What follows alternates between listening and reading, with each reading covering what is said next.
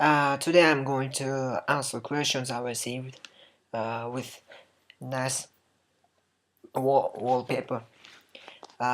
Question 1.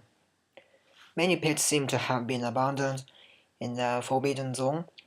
What were the circumstances where pets were abandoned? Before the catastrophe, did most pets live indoors with a family, as they do here in the States? Were the pets considered members of the family? If so, how sad it must have been for the owners to abandon them. Why were they abandoned rather than evacuated with the owners? Are there persons who are trying to help the abandoned animals? Uh, this is an extremely sad thing, and even I try not to think about it, because it kills me. Of course, the pets were treated like their family members, like in US. It's the same as everywhere. Most of them were cats and dogs. Some had them in-house and some outside. They couldn't take them together because the evacuating order was too sudden. It was a night, and some had to take bus to come down to Kanto areas, and some had to go to shelters where you can't really live with the animals. Owners left lots of food, but some were found dead because the ring became too tight and ate all the food. Dogs are still easier to survive, but cats are having more difficulties to survive in cold. And sure, there are lots of volunteers to feed the left animals and try to find new owners and anything, but because there are too many dogs and cats and other pets, they can't take care of them, or all of them. It's not just food they need affection and human beside them. It's too awful to describe with words. Today I heard a dog found in a Latin zone got lymphoma malignum. They're starving, frozen, isolated, and exposed like human. They're living happy with human, but all of a sudden they're left to die. Another question. It seems crazy to attempt to transfer the severe radioactive contamination from forbidden zone to less contaminated areas of Japan by trucking the debris to faraway incinerators or incinerating the radioactive debris. Do some people think radiation can be destroyed by this process? How can this misconception be arrested before most of Japan is rendered unlivable?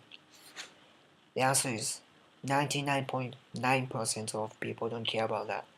And people in power say they can, uh, some kind of special bag filter can get rid of 99.9% of cesium, but in fact, it hasn't been proven, and probably it is not true, because cesium becomes gas, and secondly, they burn the filter itself at the end, so it doesn't solve anything.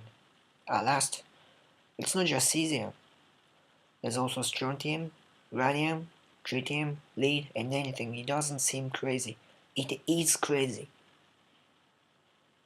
But if you post this kind of comment like on Twitter or anywhere, trolls come like worms to say it's the ego of Tokyo not to share the pain or anything.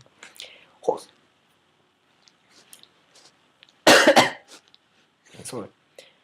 Hosono said they're going to realize the minimum cancer rate in Fukushima. It means even if you have a cancer, they won't admit it. It's because of radiation, and they say it's because you didn't smile or eat too much cheeseburger or anything. Then I thought it is your own bad. The last one. About the symptoms of iodine. I am from upstate New York. I believe the water is contaminated as well. Not as bad as Japan, obviously, but we're right.